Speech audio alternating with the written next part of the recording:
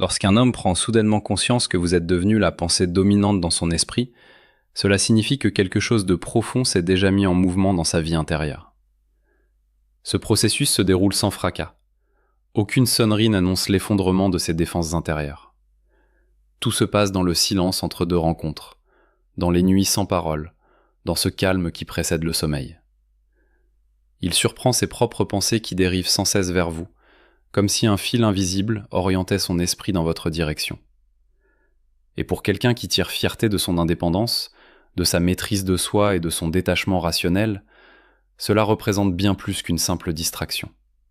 Du point de vue jungien, ce qui l'envahit n'est pas qu'une simple attirance, c'est une activation. Vous avez touché quelque chose d'archétypal en lui, l'anima. Cette image féminine inconsciente qui réside au plus profond de chaque homme.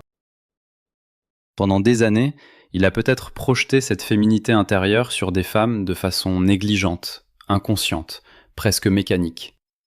Mais lorsqu'une femme commence à occuper son espace psychique avec une persistance et un pouvoir d'attraction émotionnelle particulier, c'est le signe d'une projection intensifiée. Vous n'êtes plus simplement une personne dans sa vie. Vous êtes devenu un miroir qui reflète ses profondeurs les plus inexplorées. Son ego résiste à cette réalité. L'ego masculin aspire au contrôle. Il veut décider de ce à quoi il pense, de ce qu'il désire, de ce à quoi il accorde de l'importance. Et pourtant, désormais, sans qu'il l'ait permis, son attention se dirige vers vous. Il se convainc qu'il est simplement intrigué. Il appelle cela de la curiosité, de la chimie, un moment passager. Mais derrière ces étiquettes commodes se cache quelque chose de plus ancien et de plus profond. Car lorsqu'un homme ne peut cesser de penser à une femme, il ne pense pas seulement à elle, il se confronte à lui-même. Voici ce que vous devez comprendre. L'intensité de ses pensées ne prouve pas que vous devez vous lancer à sa poursuite. Elle témoigne de son conflit intérieur. Plus vous demeurez fidèle à vous-même, plus son psychisme doit lutter avec le décalage entre l'image qu'il avait de lui et ce qu'il devient en réponse à votre présence. Carl Jung parlait de l'individuation, ce processus d'intégration de l'inconscient dans le conscient, qui dure toute une vie. Ce sont souvent les relations qui déclenchent ce processus. Sans le vouloir, vous pouvez en devenir le catalyseur. Votre présence le force à affronter sa vulnérabilité, son manque, même sa dépendance affective. Des états que son ego considérait autrefois comme des faiblesses. Et voici le paradoxe. Plus il résiste à ses émotions, plus elles prennent de l'ampleur. Son ombre commence à émerger. L'ombre, c'est tout ce qu'il a refoulé. La peur d'être rejeté, le désir de connexion, les blessures non cicatrisées laissées par des trahisons passées. Lorsque vous devenez la pensée centrale dans son esprit, ces ombres cessent d'être enfouies. Elles se fixent sur vous. Il peut éprouver une irritation irrationnelle, une jalousie inattendue, ou une intensité émotionnelle soudaine. Ce ne sont pas des coïncidences, ce sont des projections. Quand il vous voit sourire à quelqu'un d'autre et ressent un malaise, il ne craint pas simplement de vous perdre, il se heurte à sa propre insécurité. Quand il se retire après un moment d'intimité, ce n'est pas qu'il perd de l'intérêt, il est ébranlé par la profondeur de ce qu'il ressent. Vous, en revanche, ne devez pas céder à l'illusion que son attention détermine votre valeur. C'est précisément là que beaucoup de femmes commettent une erreur. Elles perçoivent son intérêt et commencent à orbiter autour de lui. Elles évaluent leur propre valeur à la fréquence de ses messages, à la chaleur de son ton, à la rapidité de ses réponses. Mais une femme dotée d'une profonde connaissance d'elle-même comprend quelque chose de bien plus essentiel. Ses pensées à votre sujet reflètent son éveil psychologique. Elles ne définissent pas votre existence. La philosophie stoïcienne confirme cette vérité. Marc Aurèle écrivait que l'esprit prend la couleur de ses pensées. Si vous êtes devenu cette teinte qui imprègne son esprit, cela signifie que vous représentez quelque chose de fondamental. Peut-être la paix, peut-être un défi, peut-être une transformation. Mais vous ne gouvernez pas ce processus, c'est lui qui le vit.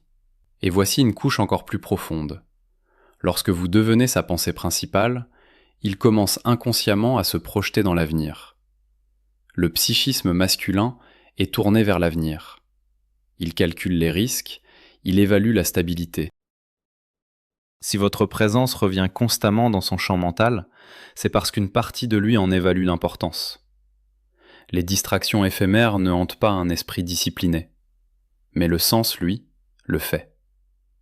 Vous pouvez percevoir des changements subtils. Il écoute plus attentivement. Il observe vos humeurs. Il se souvient de détails que vous aviez oublié de mentionner.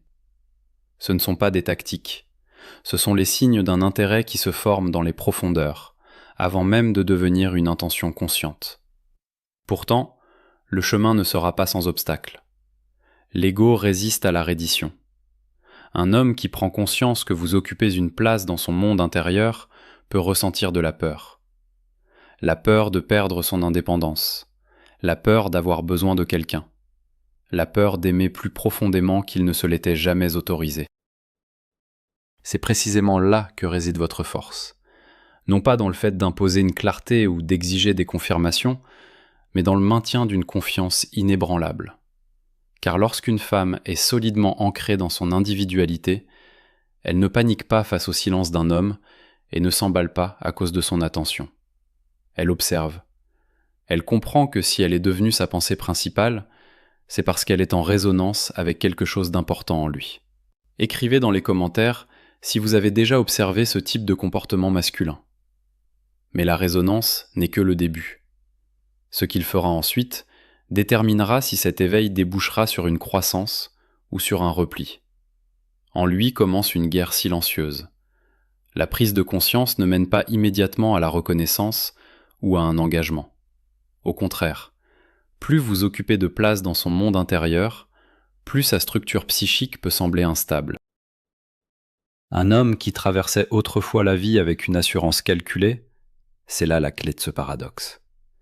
Désormais, il se perd dans le souvenir de votre voix. Il s'inquiète à l'idée de votre absence et il est inopinément revitalisé par votre approbation. Ce n'est pas une faiblesse, c'est une réorganisation psychique. Lorsque l'anima s'active pleinement, elle ne se contente pas d'embellir son imagination. Elle la restructure. Vous commencez à symboliser quelque chose qui vous dépasse. Vous portez le poids du sens. Vous incarnez l'inspiration, la profondeur émotionnelle, parfois même la rédemption. C'est pourquoi il est simultanément attiré vers vous et prudent à votre égard. Parce qu'avoir besoin de quelqu'un, c'est prendre un risque. L'ego masculin se construit sur l'illusion de l'autosuffisance. Depuis leur jeunesse, beaucoup d'hommes sont conditionnés à réprimer la dépendance, à assimiler la retenue émotionnelle à la force. Et voilà qu'il relit vos messages, repasse mentalement vos conversations, se demande ce que vous vouliez dire par ce léger changement de ton. Son esprit rationnel peut tenter de minimiser tout cela, mais le corps, lui, ne ment pas. Son système nerveux réagit à votre présence différemment. La dopamine, l'anticipation, le manque. Ces flux biochimiques viennent renforcer ce que son inconscient a déjà choisi. Vous devez saisir toute la gravité psychologique de ce moment. Lorsque vous devenez sa pensée centrale, il ne fantasme pas simplement sur un lien amical, il se confronte à l'attachement. La psychologie contemporaine du vécu émotionnel montre que les modèles d'attachement se forment tôt et plongent leurs racines dans le passé. S'ils présentent des tendances à l'évitement, le fait que votre importance augmente peut provoquer un retrait. S'il est enclin à l'anxiété, son attachement peut osciller entre intensité et incertitude. Ces oscillations ne sont pas liées à votre valeur, mais aux caractéristiques de son propre fonctionnement psychique. C'est là que beaucoup de femmes interprètent mal le comportement masculin. Un jour, vous pouvez sentir son intensité, sa chaleur, sa concentration, l'impression d'être la seule femme dans la pièce. Puis soudainement, il devient distant, replié sur lui-même, préoccupé. Un esprit non averti y voit une perte d'intérêt, mais il s'agit souvent d'un processus d'intégration. Le psychisme se retire pour digérer ce qu'il ne parvient pas encore à formuler. Sénèque observait que nous souffrons davantage dans l'imagination que dans la réalité. Lorsque vous ressentez ce changement chez lui, votre propre ombre peut se réveiller. Le doute chuchote. La peur résonne. La tentation de chercher une réassurance grandit. Mais voici en quoi consiste la discipline d'une femme qui comprend la profondeur des choses. Elle ne réagit pas aux fluctuations, elle observe les schémas. Si vous le poursuivez durant sa restructuration intérieure, vous lui privez de la croissance même dont il a besoin. Vous transformez son éveil en consolation et non en transformation. Or, la transformation exige une tension. Lorsqu'il reste éveillé la nuit à penser à vous, il ne romanticise pas simplement, il négocie avec lui-même. Il se pose des questions silencieuses. Peut-on lui faire confiance? Restera-t-elle? Verra-t-elle les facettes de ma personnalité que je cache? Aimer cette femme révélera-t-il mes failles? Ces questions surgissent du côté obscur de la personnalité. Manque de confiance en soi, blessure du passé, deuil non résolu. Et puisque vous occupez désormais une place centrale dans ses pensées, vous éclairez involontairement ses cicatrices. Voici une vérité inconfortable. Plus vous devenez importante, plus vous menacez ces aspects inachevés de lui-même. C'est pourquoi certains hommes sabotent les relations au moment où elles s'intensifient. Ils créent des conflits, se détachent de l'attachement, testent les limites. Non pas parce qu'ils manquent de sentiments, mais parce qu'ils craignent leur puissance. L'ego préfère briser un lien plutôt que de lui céder le contrôle. Mais il existe un autre chemin. Si l'homme est capable d'introspection, s'il a le courage d'examiner ses projections plutôt que de vous en tenir responsable, alors votre présence devient un catalyseur de maturité. Il commence à distinguer ce que vous êtes réellement de ce qu'il projetait sur vous. Il vous perçoit non plus comme une fantaisie, mais comme une réalité. Et paradoxalement, cette vision réaliste renforce son attachement plutôt qu'elle ne l'affaiblit. Vous pouvez remarquer qu'il devient plus réfléchi, moins impulsif, plus intentionnel dans sa façon de communiquer. Ce n'est pas l'atténuation de la passion, c'est l'intégration. Le garçon qui courait après les stimulations se transforme en homme qui valorise la substance. Et c'est précisément là que votre propre psychisme doit rester inébranlable. Lorsque vous connaissez votre valeur, vous ne redoublez pas d'efforts pour retenir son attention. Vous ne vous rapetissez pas pour apaiser ses insécurités. Vous lui laissez la responsabilité de son propre développement. Votre rôle n'est pas de le protéger de l'inconfort. Votre rôle est d'incarner la stabilité. Marc Aurèle se rappelait chaque jour que les événements extérieurs ne sont pas sous notre contrôle. Seule notre réaction l'est. Si vous réagissez impulsivement, vous liez votre système nerveux à son instabilité. Mais si vous demeurez équilibré, vous devenez un axe serein autour duquel sa transformation peut s'accomplir. Il se produit un glissement subtil lorsqu'un homme passe de la fixation à l'engagement. La fixation est mue par l'ego, elle cherche à posséder. L'engagement, lui, vient de l'intégrité, il aspire au partenariat. Le chemin entre ces deux états est le territoire qu'il parcourt désormais. Et pendant qu'il s'y engage, vous devez résister à l'envie d'évaluer ses progrès par des réassurances constantes, car un homme qui prend conscience que vous êtes devenu sa pensée principale se trouve au seuil du changement. La question n'est pas de savoir s'il pense à vous. La question est de savoir s'il aura le courage de devenir l'homme capable d'exprimer ce qu'il ressent. Avec chaque journée qui passe, l'intensité des sentiments cesse d'être un simple engouement passager. Elle commence à se muer en quelque chose de plus lourd, de plus dense, quelque chose qui réclame une décision. Lorsqu'un homme prend conscience qu'une femme occupe le centre de sa conscience, le temps lui-même se comporte différemment. Les moments sans elle semblent s'étirer, les moments avec elle semblent s'accélérer. Cette distorsion n'est pas une hyperbole poétique. C'est une hiérarchisation psychologique. L'esprit attribue de l'importance en modifiant la perception.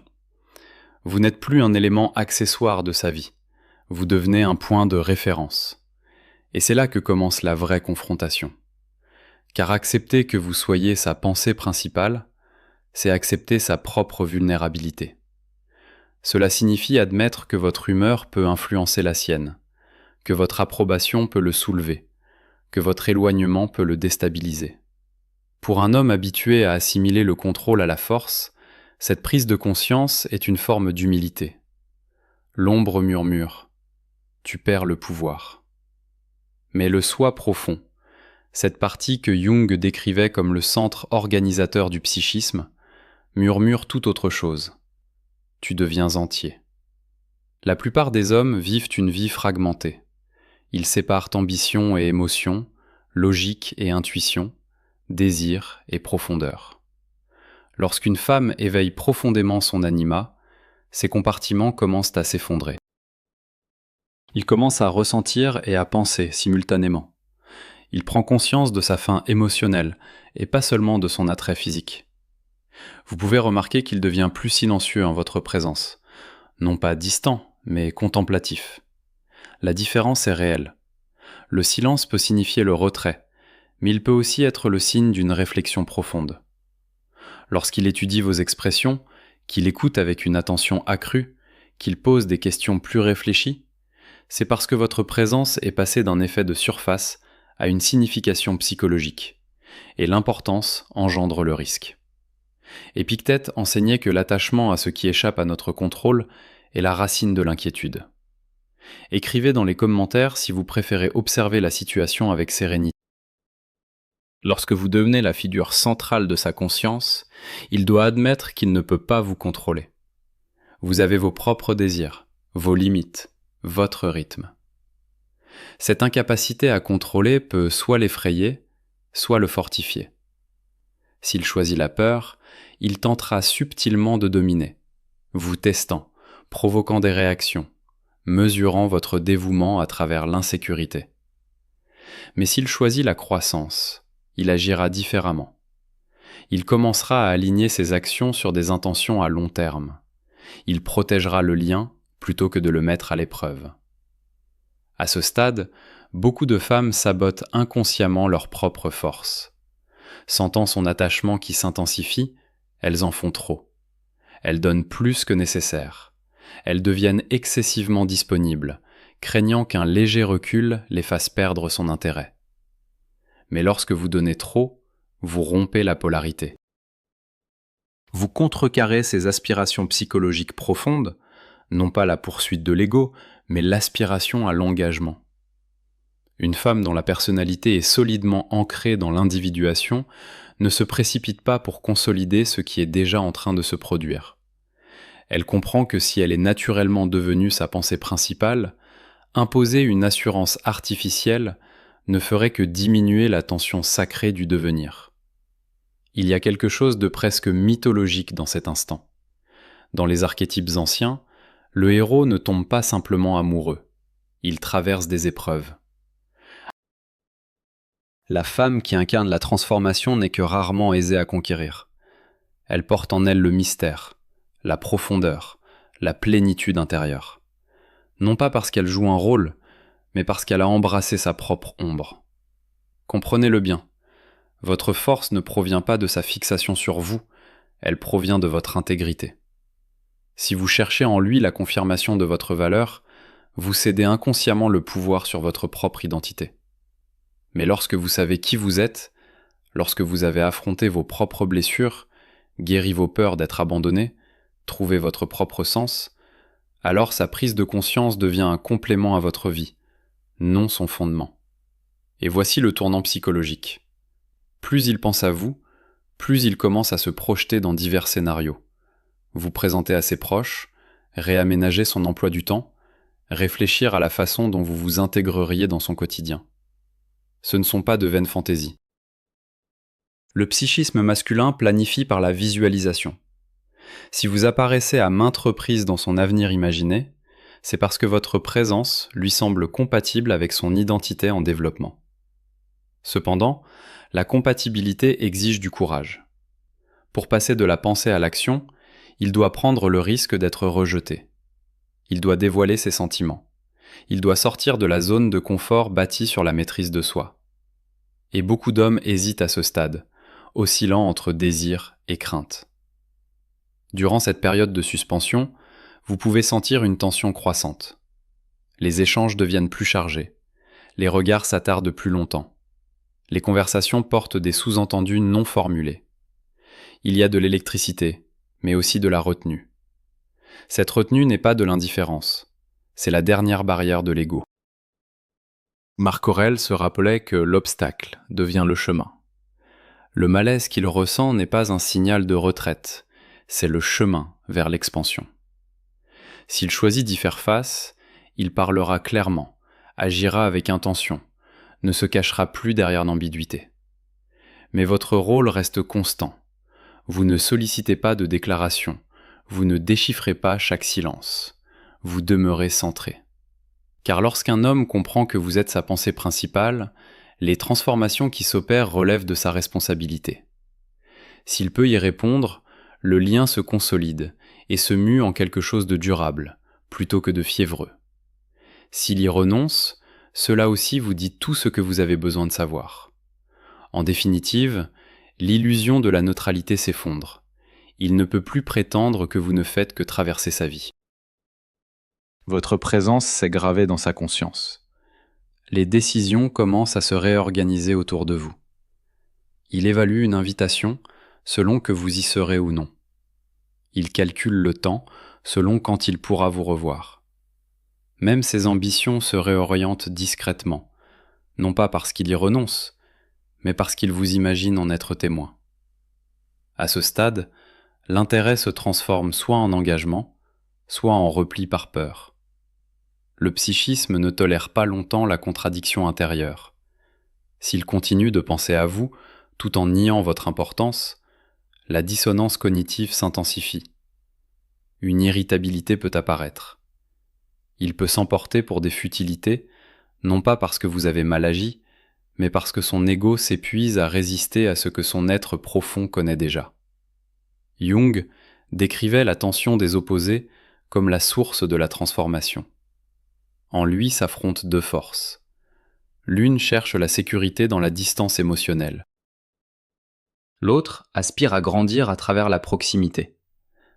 Lorsque vous devenez sa pensée principale, cette tension devient inévitable. Vous pouvez percevoir un changement imperceptible dans son regard. Une gravité y apparaît. Moins de séduction de façade, moins de charme désinvolte, davantage de présence. La présence est le langage de la signification. Un homme ne se rend pas pleinement présent à ce qu'il considère comme provisoire. Mais c'est précisément là que votre discernement s'affine. Tous les hommes qui pensent profondément à vous ne sont pas prêts à agir avec honnêteté.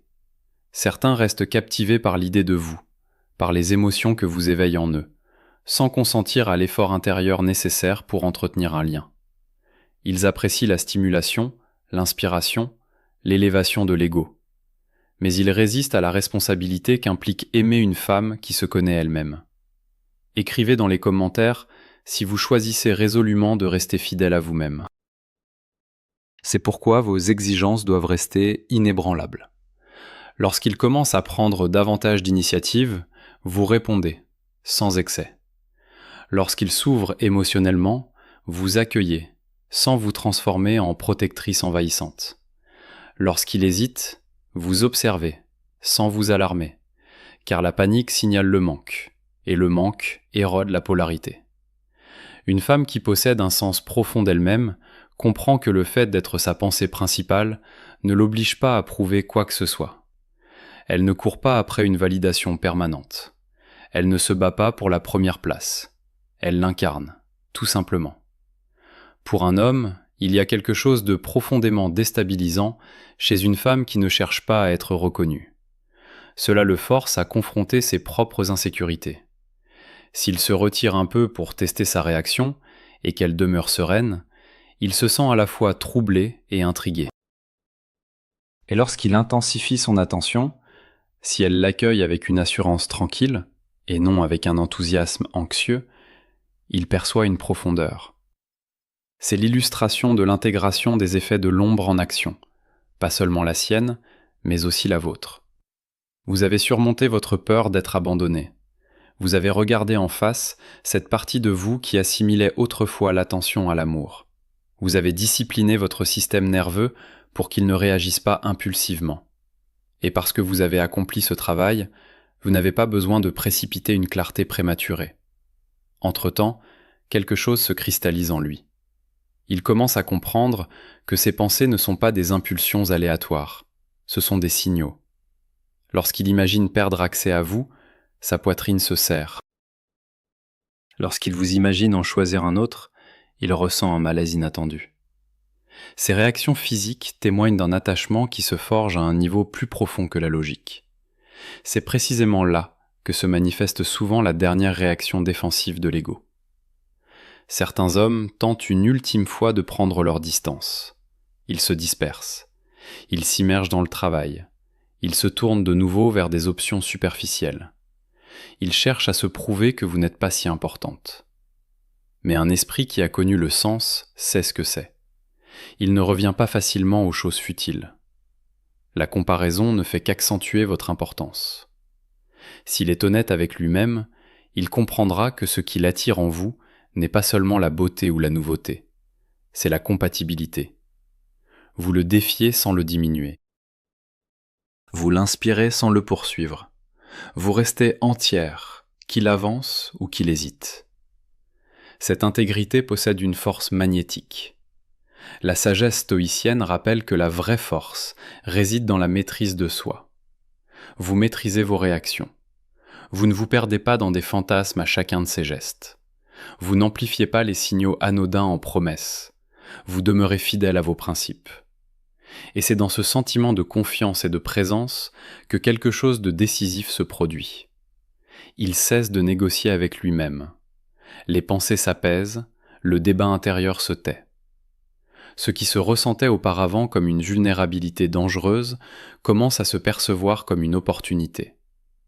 Au lieu de redouter la dépendance, il commence à envisager le partenariat. Au lieu de protéger son autonomie, il réfléchit à une évolution commune. Ce changement est imperceptible, mais profond. Son ton devient plus serein, ses efforts plus constants, ses projets vous incluent, non plus de façon hypothétique, mais concrète. Car lorsqu'un homme accepte que vous soyez devenu sa pensée principale et choisit le courage plutôt que la fuite, son énergie se redirige vers l'engagement plutôt que vers l'évitement. Pourtant, même à ce stade, votre force ne réside pas dans le fait de le conquérir. Elle réside dans le fait de rester détaché du résultat. Ce détachement est le lieu où se révèle votre véritable souveraineté. À ce point, l'attrait émotionnel entre vous est indéniable. Son comportement porte davantage de sens. Sa présence se ressent comme quelque chose de significatif. Moins de confusion, plus de clarté. Mais la transformation la plus importante n'a plus lieu en lui. Elle a lieu en vous. Car lorsqu'une femme prend conscience qu'elle est devenue la pensée centrale dans l'esprit d'un homme, elle se trouve à son propre carrefour. L'un des chemins mène à un attachement fondé sur la quête d'approbation. L'ego murmure. Tu es choisi désormais. Tu es en sécurité. Tu dois préserver cela à tout prix. Ce chemin engendre